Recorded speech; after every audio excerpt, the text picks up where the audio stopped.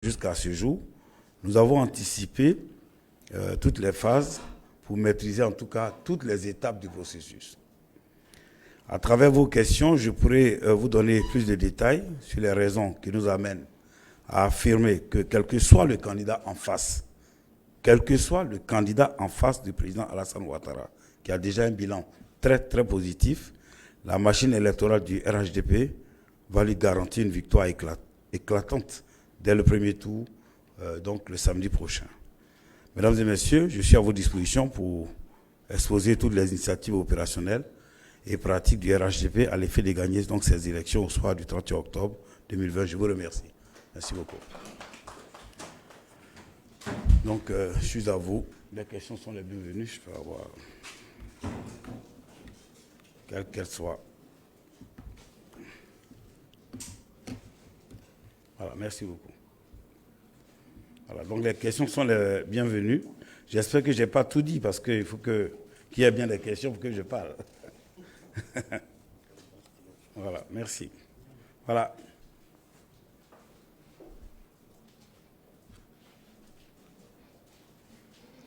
Oui, allez-y. Oui. Oui. Monsieur le ministre, l'annulation du retrait des cartes d'électeurs vient de prendre fin.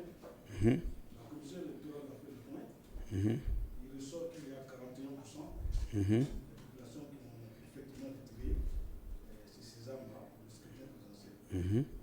Ces chiffres interprétés différemment, selon l'opposition,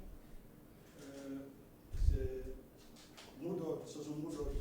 Qui a payé. Comment vous, au niveau du RHDP, vous interprétez ces chiffres? Merci beaucoup.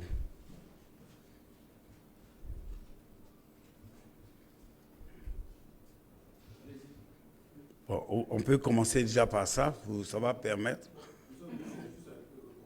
Oui, oui.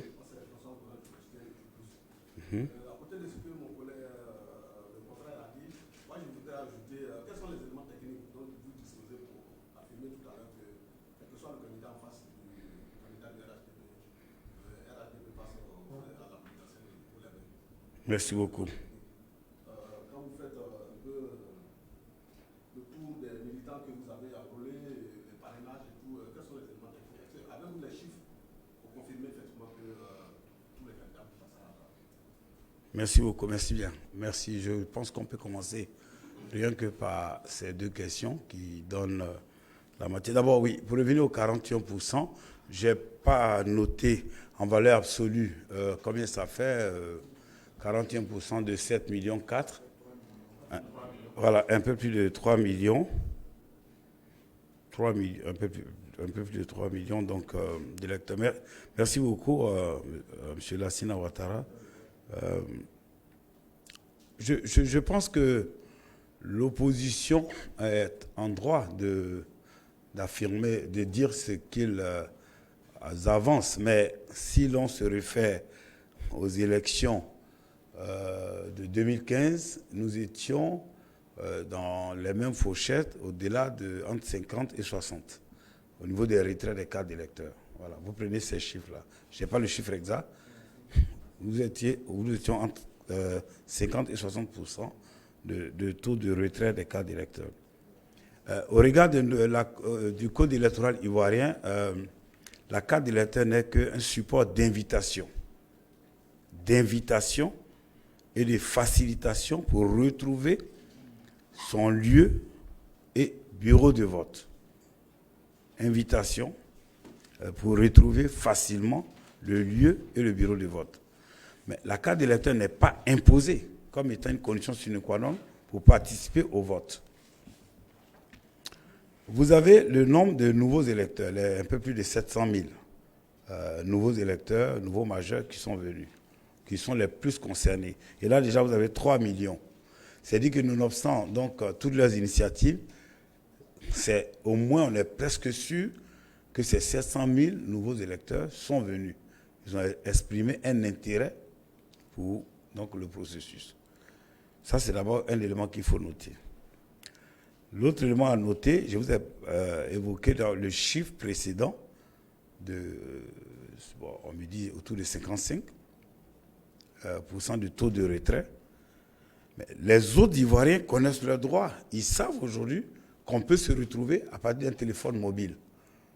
On peut avoir toutes les informations relatives à son enregistrement à partir d'un téléphone mobile. Ils le savent. Et le taux de pénétration du digital, du mobile, est très poussé dans notre pays. Nous sommes à 134%. Dans mon costume peut-être de ministre de l'économie numérique, il y a plus de téléphones mobiles qu'il y a d'Ivoiriens. Et tout le monde aujourd'hui, plus ou moins, a de la data, etc., etc. Donc les gens ne font plus de la carte d'électeur une fixation. Il faut laisser l'opposition à ses arguments. Bon, c'est tout à fait normal. Hein. Chaque jour, ils inventent un argument. Voilà. Donc, tous ces concitoyens qui savent qu'ils peuvent aller voter, à tout moment, ils reconnaissent leur lieu de vote, leur bureau de vote, donc par conséquent, ils savent comment se retrouver. En plus, la CEI affiche sur les lieux, garde les cartes d'électeurs dans les bureaux de vote, donne la possibilité à ceux qui n'ont pas retiré de venir retirer leur invitation. Parce que la carte d'électeur n'est qu'une invitation. Voilà. Donc, vraiment, on n'en fait pas, nous, une fixation.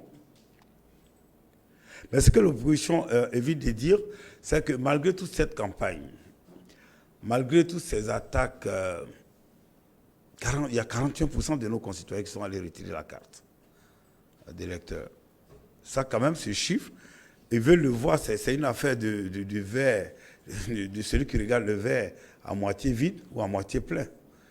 Voilà. Selon il le verra qu'il est moitié vide, ça c'est leur cas aujourd'hui. Nous, on dira qu'il est plutôt à moitié plein. Pourquoi? Parce qu'il y a eu quand même 41% de nos concitoyens qui sont allés retirer cette carte. Qui ont donc dit, malgré l'ambiance, malgré tout ce qui est créé de manière artificielle, nous allons retirer une carte d'électeur. Donc nous sommes concernés par cette élection.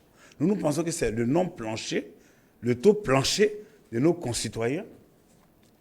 Voilà, le taux plancher de nos concitoyens qui, au minimum, veulent faire le mouvement vers le lieu de vote.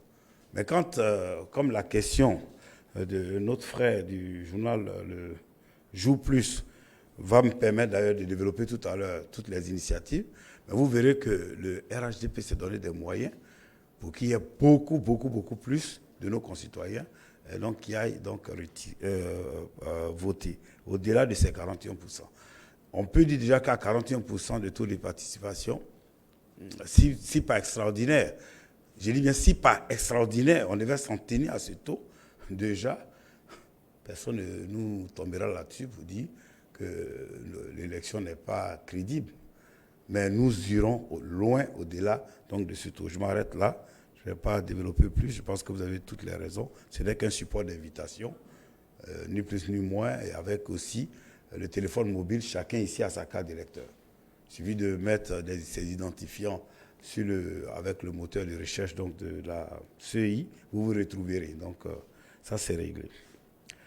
Maintenant, alors, le chiffre, c'est 3 84 288 personnes qui sont allées. On a vu un président dans ce pays dont le parti est au cœur de toutes ces polémiques, à la base de toutes ces polémiques, qui a été élu ici à beaucoup moins que ce taux. Je ne vais pas citer de nom parce que moi, je ne suis pas pour les invectives en période où les noms d'oiseaux en période électorale. Ce n'est pas important. Nous sommes tous des Ivoiriens, tous des frères. On peut avoir des obédiences politiques, des convictions différentes. Ça sert à rien. Mais on a vu un président qui nous a pourtant dirigé pratiquement 10 ans, qui a fait voter des lois, etc., etc. Vous, en suivant mon regard, vous savez de qui je parle. Alors donc déjà, avec le taux de retrait des cartes d'électeurs que nous avons là, si ce président avait été élu avec ce taux-là à l'époque, je pense qu'on allait dire bravo. Mais Dieu seul savait combien d'Ivoiriens il a été voté. Alors, pour revenir à la question de notre ami donc, du Jour Plus, j'ai envie de dire que nous, on va essayer de tout décliner, tout ce qui a été fait en termes d'initiative. Il y en a tellement. Alors, Il dit pourquoi, sur quoi nous fondons nos affirmations. Je pense que c'est comme exactement la préparation d'un examen. Vous préparez un examen, vous savez les efforts qui ont été faits pour arriver au jour de l'examen. En principe, vous pouvez vous dire, au pire, c'est de l'avoir avec la moyenne de base. Sinon, c'est de chercher à avoir les mentions. Voilà. Nous, dans notre cas, on pense quand même qu'il n'y a pas de doute qu'on ait des mentions. Alors, pourquoi? D'abord, depuis plus d'1 an, le RHDP a commencé, et là, il faut bien le noter. Souvent, ce n'est pas su. La démonstration que j'ai faite, c'est pour arriver à l'idée que si nous avons gagné, ce n'est pas par rapport aux formules de certains amis dans les années passées qui disaient on gagne ou on gagne. On ne sait pas par rapport à quoi ils disaient on gagne ou on gagne.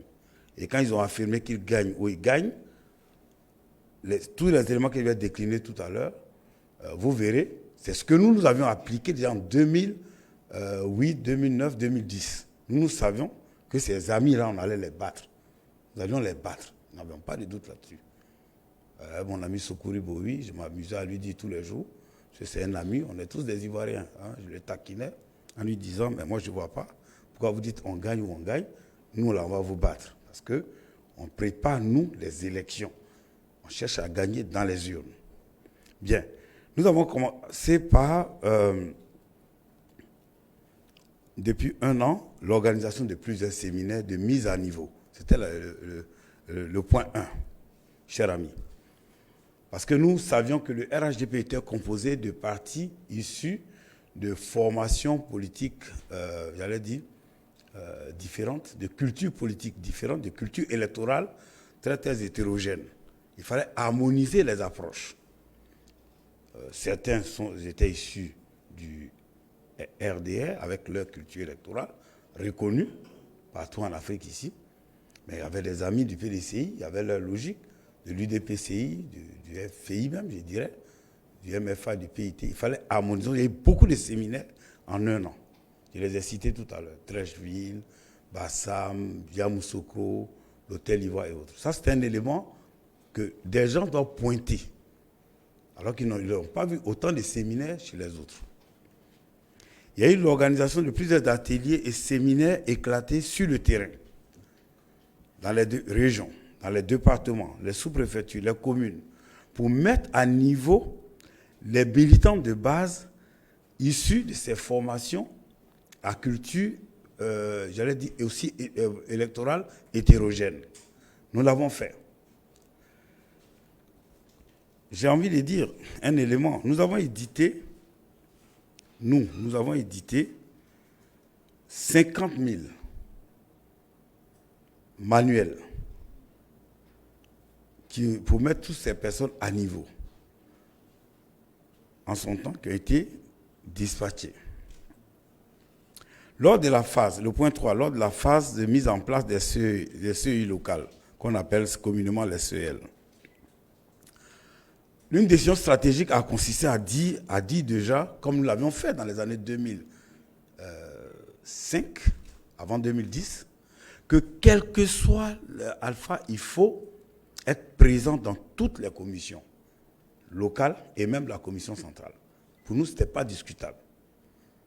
J'ai envie de faire chaque fois l'analogie, je dis à mon ami, avec l'opposition. Moi, des fois, ce sont des frères. Je ne suis pas pour les invectives. On est tous des Ivoiriens, on se retrouve. Mais il fallait être présent stratégiquement, d'abord dans les commissions. Même si ce n'était pas d'accord. Nous, en 2010, on avait aussi des choses à redire sur la composition. On savait en 2010, avant 2010, que même le président de l'Assemblée nationale était représenté à la commission. Le président du Conseil économique et social était représenté. Le président de la République était représenté. Mais on s'est dit, il faut aller à la commission à nos moyens. Donc ça, c'est le point 3, très important. Et quand on a préparé même nos éléments. Ils ont été formés à cet effet.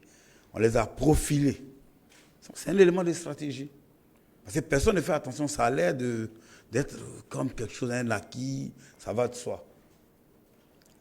Ils ont été passés au scanner pour savoir s'ils ont le profil pour être dans les commissions. Ils ont la personnalité, la disponibilité. au niveau moral, l'éthique et tout et tout. Donc toutes les commissions, les 549 commissions ont été pourvues, et même les commissions de l'étranger. Point 4. Chers amis, lors de la révision de la liste électorale, nous nous sommes donné les moyens. Nous sommes 24, un peu plus de 24 millions d'Ivoiriens. On dit qu'il y a un groupe qui va décider. Ceux qui seront sur cette liste, c'est eux qui décident. Nous nous sommes donné les moyens. Nous nous sommes dit, dans nos stratégies, que le budget de la campagne, une partie du budget de la campagne, doit être déjà investi pour absolument amener le maximum de sympathisants sur la liste électorale. Moi, j'ai une carte, mais réalisée par des scientifiques. J'allais dire étrangers, mais bon. Si je sors la carte, il y en a qui nous l'ont balancée. Les poches au niveau géographique, où il y a eu le plus de motivation pour aller s'inscrire sur les listes électorales, mais sont dans les bastions naturels, je n'ai pas besoin de les citer. Là, je ne le ferai pas, quelles que soient vos questions. Mais nos bastions naturels du RHDP. Donc, alors, quand on sait déjà que ces bastions-là, les gens étaient plus motivés, voilà. Ça se voit, les cartes ont des légendes. Quand j'ai vu tous ces bastions-là, le taux donc d'inscrits est plus élevé au niveau des nouveaux majeurs. Et des majeurs d'ailleurs, mais qui n'étaient pas précédemment sur la liste électorale. Ce qui fait que nous, ça m'amène à répondre, à faire la chute, nous pouvons affirmer que sur les 1 172 387 personnes qui sont allées vers les lieux d'enrôlement, parce qu'il y a eu sur les 1 172 387 personnes, il y a eu donc 435 559 anciens qui sont déplacés pour différentes raisons, donc qui ont exprimé un intérêt. Parce que l'intérêt déjà est un message. Le fait que le gars dise « cette élection m'intéresse », c'est un message. Nous pouvons affirmer qu'il y a certainement les nôtres. Parce qu'il y avait les histoires on avait fait beaucoup de séminaires, on avait des chapitres entiers qui traitaient de la question de la transhumance, de l'impact de la transhumance sur le taux de participation, in fine. Parce que quand le type il est candidat au municipal, il a quelques sous à un moment, enfin des ressources financières à un moment donné, qu'il déplace à coût de millions plusieurs de ses frères pour aller l'aider au village. Mais lorsque l'élection présidentielle arrive, il n'est plus concerné là. Au législatif, c'est la même chose. Il n'est plus concerné et il s'en fout de l'issue. Mais nous l'avons compris, nous avons insisté, commenté, l'impact de ces phénomènes auprès des cadres, au point où ces mêmes cadres ont plus sensibilisé ceux qu'ils avaient déplacés par le passé, pour leur dire revenez où vous êtes. Donc nous pouvons affirmer, peut-être c'est de manière empirique, vous me direz scientifiquement, d'où viennent vos... Mais nous on pense que c'est notre sensibilisation qui, de manière empirique, a influencé ces 435 559 anciens qui sont revenus dans leur lieu. Maintenant, les 736 828 majeurs, 736 828 majeurs ou nouveaux majeurs qui sont allés, nous pensons aussi. Je ne vais pas vous détailler tout ça, tout ce que nous avons mis. Parce que nous avons pu convaincre la direction dans cette même salle, au cours d'une réunion, que ça ne sert à rien de venir sortir des milliers de francs ou des millions dans cette période-là, que l'essentiel est à faire dans la période de l'enrôlement. Nous avons été suivis, des moyens ont été conséquents, ont été distraits de notre budget de campagne pour dire c'est maintenant là qu'il faut l'investir. Donc nous pouvons affirmer aussi de manière empirique que c'est 736 828 majeurs, en tout cas sont majoritairement, ne me demandez pas le taux, proches de nous. D'ailleurs, la carte de ce scientifique que j'ai pu avoir en fouillant sur le net m'a dit « Ah, Dieu merci, on a bien travaillé ». Maintenant, le point 5, les raisons. Lors de la phase de parrainage, on a tous, l'opposition était présente lors des multiples réunions organisées par M. le Premier ministre. Le parrainage a été adopté, les conditions ont été dictées, tout le monde a vu les règles du jeu. Donc on ne pouvait pas dire qu'on ignorait, je veux dire, ces règles du jeu. Et nous, l'ayant lu, rélu, on a anticipé la phase. En plus, en faisant du benchmark, il y a des pays qui ont déjà adopté le parrainage avant nous. D'abord la France à un moment donné, pour certains types d'élections. Je crois qu'il a abandonné maintenant. Mais le Sénégal tout près. Et on s'est donné les moyens. Il s'agit de préparer les présidentielles. Avec le benchmark, on a posé la question, qu'est-ce qu'il fallait faire? Donc l'organisation déconcentrée qu'il fallait mettre en place, on l'a mise en place. Ça aboutit à un peu plus d'1,1 million fiches remplies. Mais le problème, vous avez dû voir les images qui ont circulé sur le net. Sur les 1,1 million fiches, il y avait un autre problème. C'est le temps et les conditions de la digitalisation d'autant de fiches dans un délai aussi court. Mais stratégiquement, sachant qu'on a eu un mouvement populaire, nous savions que la loi dit, en certains de ses passages, que le premier qui a parrainé ne peut plus parrainer, celui qui a parrainé, un candidat, ne peut parrainer un autre candidat. Et donc, c'est le candidat qui dépose le premier a l'avantage de capter les personnes, les parrains. Nous le savions. Il fallait bien lire le texte. C'est un jeu. Vous allez jouer au football, la FIFA, Fédération ivoirienne de football a édicté, il y a les règles de la FIFA imposées dans toutes les fédérations de football. Tout le monde les lit, on sait à partir de quand il y a le hors-jeu est sifflé, le pénalty est sifflé. Donc on ne vient pas nous dire, je ne connaissais pas les règles du jeu. Donc si les gens savaient qu'ils voulaient être candidats, ils n'avaient qu'à être les premiers à aller déposer.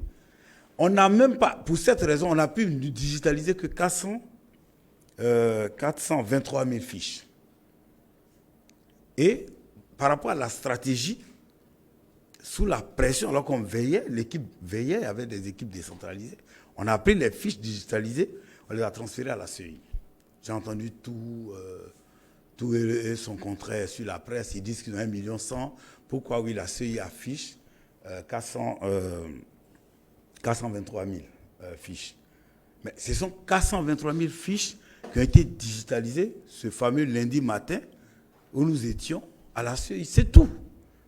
Et puisque les règles disent que quand les fiches ne sont pas digitalisées, la CEI ne les reconnaît pas, il ne fallait pas prendre les 1,1 million fiches, non, je vais les 600 000 autres, non digitalisées, qui n'allaient pas être prises en compte à la CEI. On n'a pas voulu entrer dans la polémique. On nous demandait 1%. On avait souvent 16%, 23%, 30%. Là, on nous demandait 1% pour une région. C'était un message quand même. Les gens ne sont pas obligés. J'ai entendu tout. Donc ça aussi, c'est un signal. Là où on a besoin de 1%, on avait 23%. Il y a des candidats qui ont été retenus, qui ont eu à peine 1%. C'est aussi un message. Alors, le point 6, comme raison, il y a 7 495 082 inscrits sur la liste électorale nationale. 7 495 082 inscrits sur la liste définitive, bien sûr, dont 7 397 413 vivant en Côte d'Ivoire et 97 669 vivant à l'étranger. Mais nous, chers amis, nous pouvons affirmer. Je dis bien toujours, vous me direz, c'est de manière empirique, mais l'affirmation empirique n'est pas aussi souvent éloignée de l'affirmation scientifique. Parce que vous regardez ce que vous avez fait, les éléments que vous avez conjugués plus haut pour arriver à des résultats. Vous pouvez dire, ceux qui sont sur la liste là, c'est nous. C'est nous qui avions bougé, c'est nous qui nous sommes donné les moyens. Moi, j'ai dit à un ami du PDCI, on est tous des Ivoiriens, c'est pas la guerre. Je lui disais tous les jours quand on se taquine dans notre, entre guillemets, notre grain, c'est une expression ivoirienne, les Ivoiriens savent ce que c'est qu'un grain. Je lui dis, mais moi je ne comprends pas, vous êtes les challengers. Nous on a la ceinture. Vous devez faire 2 fois, 3 fois plus que nous. Moi je ne vois pas ce que vous faites. Nous en 2010, mon ami Sokuri Boui, il est peut-être certainement quelque part en Côte d'Ivoire, il me suit, il va peut-être suivre à travers Et je le taquinais, je lui disais, ben nous, on savait qu'eux, ils avaient la ceinture, ils étaient installés aux affaires. On faisait 3 fois plus. On formait, on allait expliquer, tout le monde a vu, connaît à l'époque le nom, le SNE, Secrétaire national aux élections. Combien de réunions on n'a pas démultiplié, des allées, des venues, des jeunes dans les minicars pour aller former. On l'a fait. On savait qu'on était challenger. Donc ça aussi, les 7 495 000, moi je peux affirmer, cher ami, que nous sommes majoritaires. Maintenant, je ne vous donnerai pas de taux.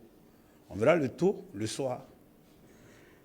C'est dans 72 heures. On est pressé. Hein?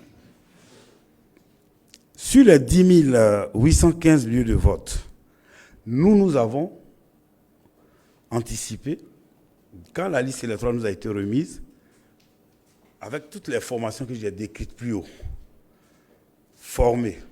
Et le superviseur, c'est ce qu'on appelle superviseur au regard de la loi, sous les délégués, ça, pour lire le code électoral, mais bon, l'ancien nom, dans l'ancien code électoral, on les appelait les superviseurs. Ces délégués-là, nous avons préparé tous nos cadres, parce que ce nombre étant illimité, on aurait pu former un, mais on a dit tous les cadres qui sont libres auront des mandats de délégués. Les mandats ont été édités, signés par le président Alassane Ouattara de sa propre main, envoyés dans des... Tout est arrivé à destination, tout est arrivé. Ceux qui veulent barrer la route, bon, nos kits sont arrivés. Donc, voilà. Et ceux-là sont prêts, tous ces cadres-là sont prêts à se déployer, parce que le nombre de cadres dans une stratégie électorale, maintenant que, comme je suis sûr de la victoire, je peux même décliner les choses. Si on était dans une compétition, on a tellement travaillé que je n'ai pas de doute. Je pourrais même dire, le nombre de personnes autour d'un lieu de vote, le nombre de cadres qui sillonnent, c'est un élément, un facteur aussi, qui donne une avance psychologique. Vous avez un lieu de vote, le lycée classique est un lieu de vote. Le nombre de cadres qui vont sillonner, de volontaires, qui sont proches de tel ou tel bord, mais ce sont des éléments qui influencent. Donc, ces superviseurs-là, nous avons pris les dispositions. Ils connaissent leur mission. Ça aussi, c'est une raison une des raisons qui font que je peux affirmer que nous allons gagner. Maintenant, sur les 56 bureaux à l'étranger, bon, c'est dérisoire parce que sur les 10 815, il y a 10 759 en Côte d'Ivoire et 56 seulement à l'étranger. Mais tous les 56, dans nos délégations, les ambassades, les gens sont prévenus, motivés. Ils savent comment leurs mandats ont été expédiés par DHL. Tout est arrivé depuis 15 jours. 15 jours, les paquets sont arrivés dans tous les pays. Il n'y a rien à cacher, c'est transparent. Maintenant, sur les 22 381 bureaux de vote. Sur les 22 381 bureaux de vote, on a une tradition. Depuis les années FPI, face à Laurent Gbagbo, nous, on a toujours formé 4. Là où on a besoin de 2. C'est connu dans tous nos manuels, dont avec certains collaborateurs ici qui sont venus peut-être certainement me soutenir, dont j'aime bien écrire là. Il est toujours dit former 4 là où on a besoin de 2. On a effectivement formé 4 multiplié par 22 381. 22 381 multiplié par 4. On les a formés. Non, ça c'est pas 2. J'ai dit bien par 4, 80 et quelques mille. Mais je vous ai dit tout à l'heure, le chiffre est passé rapidement, j'ai dit qu'on a 50 000 manuels. J'aurais dû venir avec un exemplaire. Les 50 000 manuels, c'est pour les 2 que nous allons retenir. C'est 22 000 fois 2. Ils ont les manuels, ils ont la version digitale qui ont été balancées sur leur compte WhatsApp.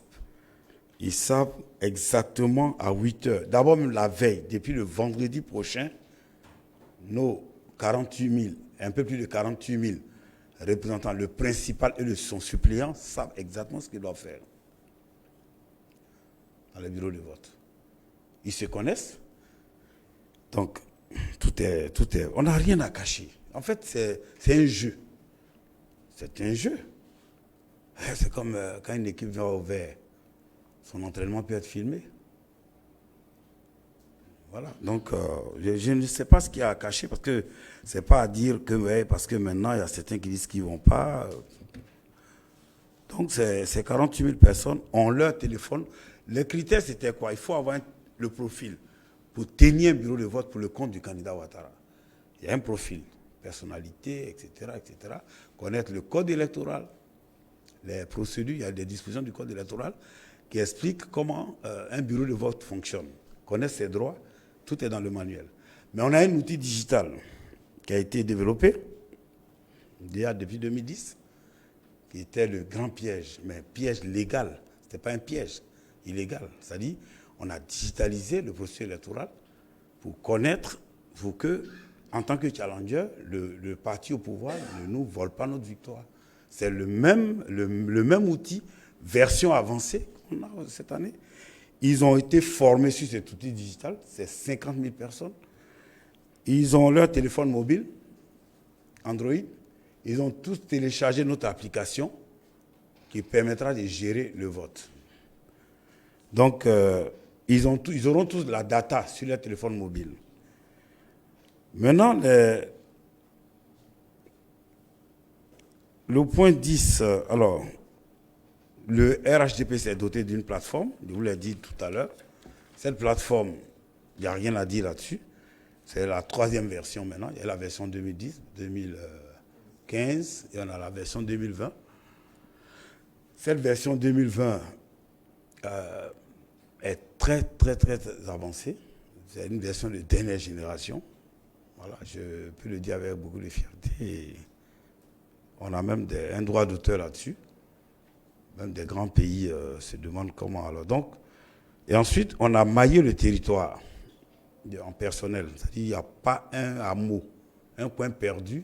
C'est l'application que nous avons. Vous pouvez retrouver même sur mon téléphone mobile, était là, un bureau de vote.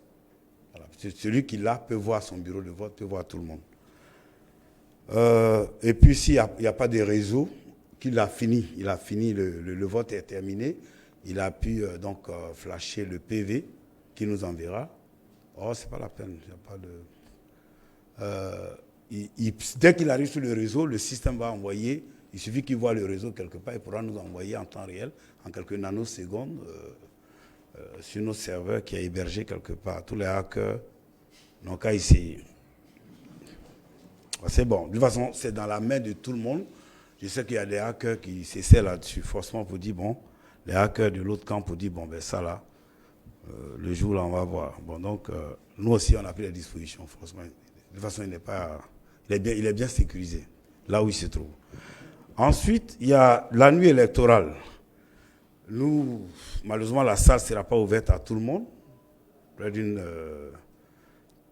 35 à 40 postes, où chaque région sera suivie par quelqu'un.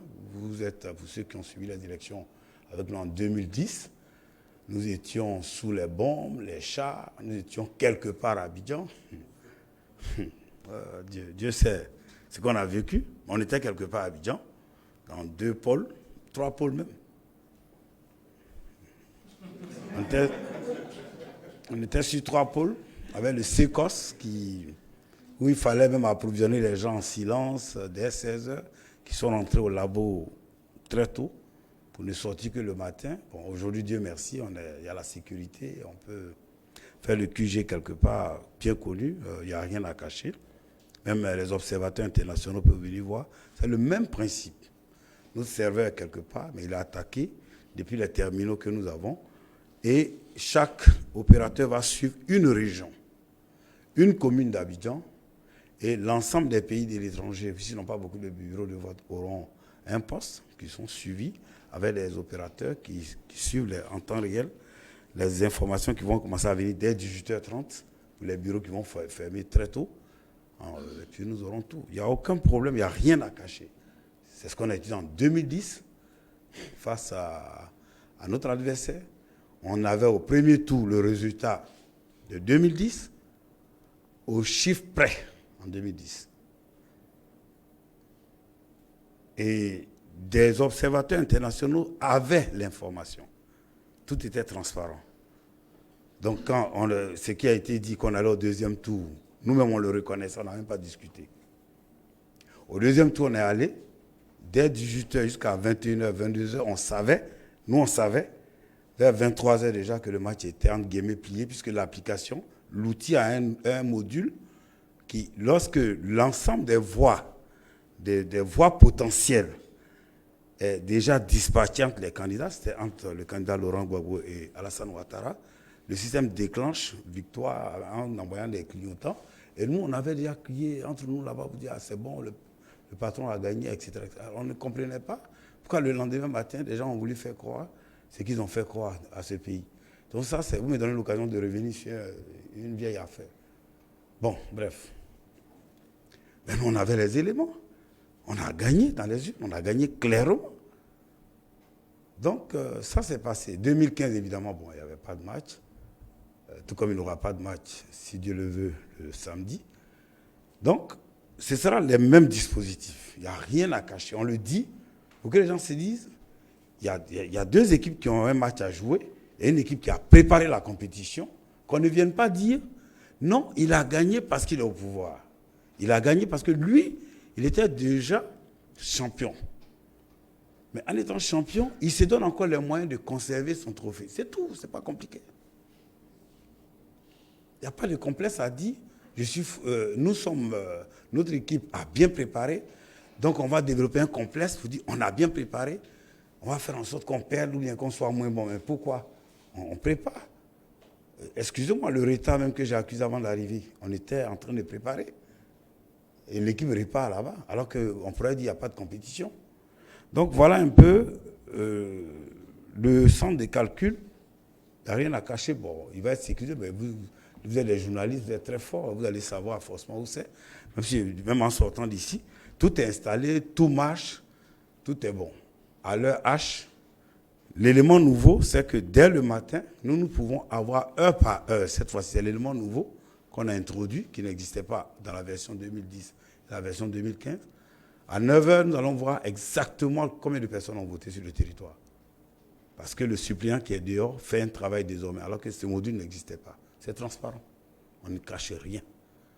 Le gars qui est dehors, qui est le suppléant du représentant principal, va chaque fois compter les électeurs pour dire, il y a tel nombre de personnes qui sont rentrées. Il va nous envoyer.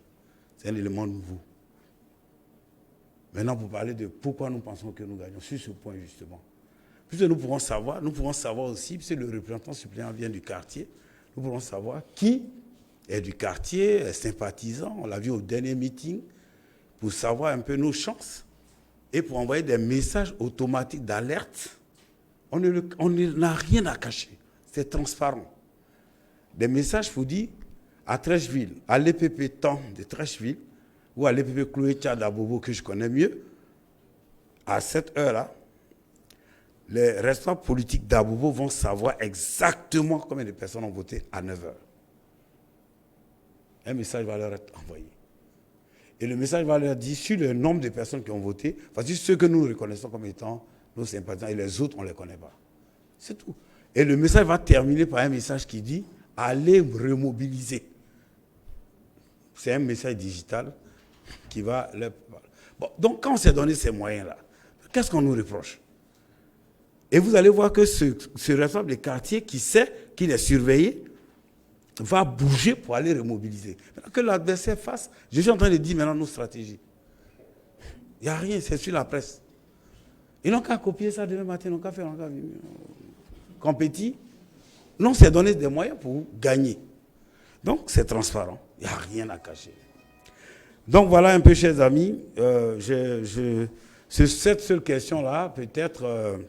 m'a amené à prendre votre temps pour qu'on ne me pose plus de questions. D'accord, je vais prendre le... Voilà. Je vais, comme mon frère le disait, voilà. Donc je suis à votre disposition. Peut-être je me suis dit après cette question-là, est-ce qu'il y a une question encore? Allez-y. En tout cas, au vu de tout ce que je viens de dire, non, c'est pas pourquoi, de quoi, quand on dit on gagne là, c'est parce qu'on a préparé la compétition. Donc on ne sait pas, voilà. Monseigneur David, je vous demande comment vous allez faire pour motiver vos électeurs à aller aux urnes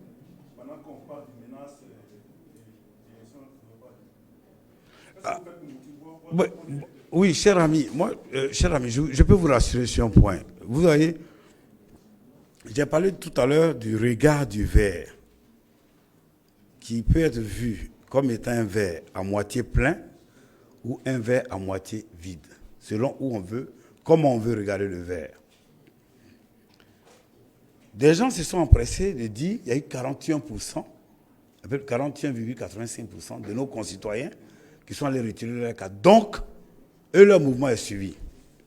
Mais quand des gens, de manière artificielle, viennent volontaires, brûler des bus, font des prises de vue rapides et puis les diffusent sur les réseaux, créent quelques grabuges dans certaines villes, à Daoukro, à Bonoa, où je sais où.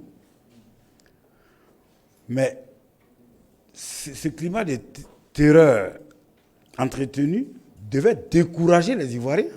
Quand on a atteint déjà avec 900 tout ça, 41% de retrait. Mais ce sont les mêmes raisons qui font que ces personnes qui sont allées retirer les cartes ont vu cette ambiance. Elles sont allées retirer leurs cartes.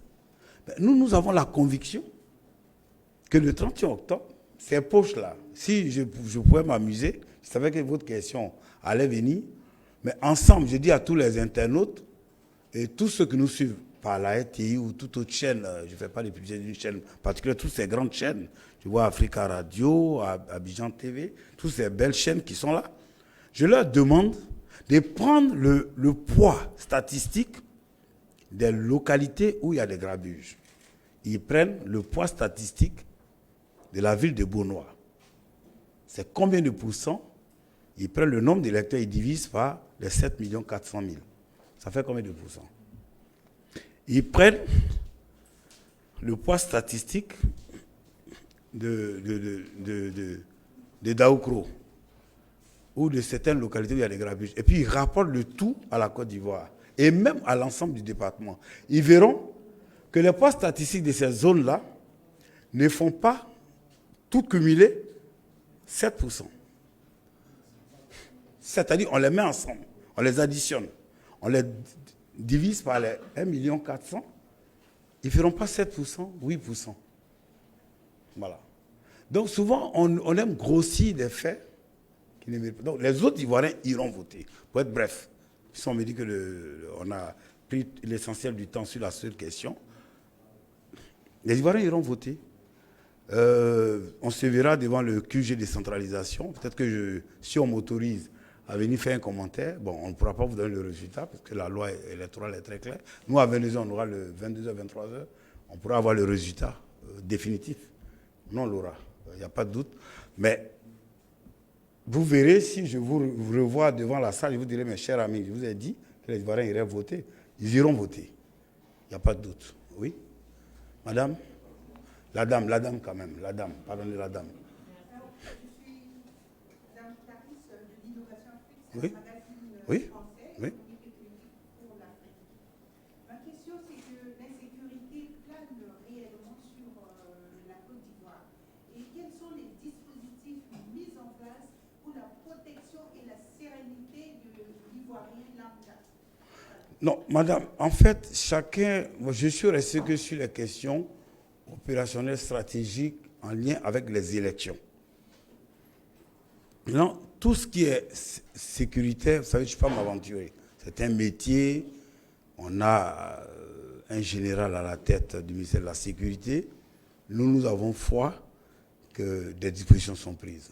Permettez-moi de vous donner. Il a forcément pris des dispositions. Et puis même, si par extraordinaire, vous étiez même face au de la sécurité, les questions sécuritaires sont gérées de manière stratégique. Autant on peut dire, les élections, voici comment nous les avons préparées, autant, même si je termine de la sécurité par extraordinaire, je ne pourrais pas. Mais j'ai foi que le 31, là, les Ivoiriens iront voter. Et les autres auront tenté, mais les Ivoiriens, d'intimider les Ivoiriens iront voter. Voilà. Oui.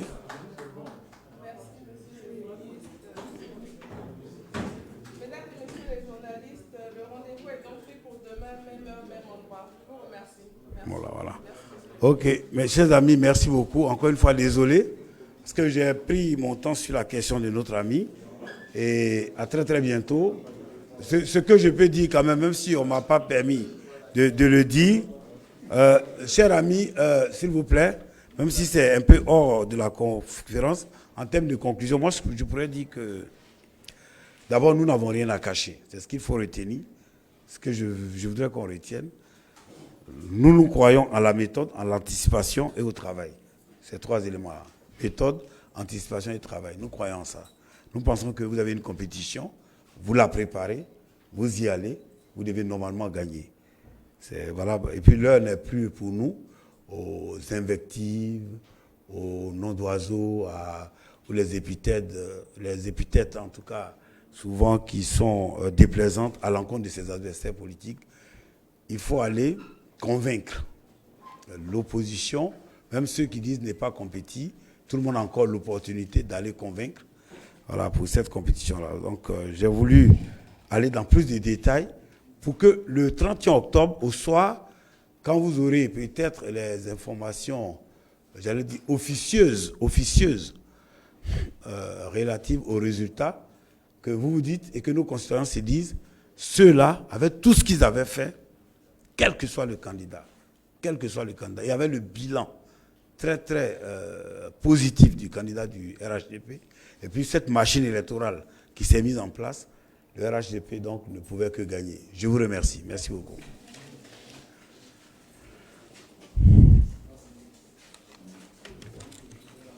Voilà.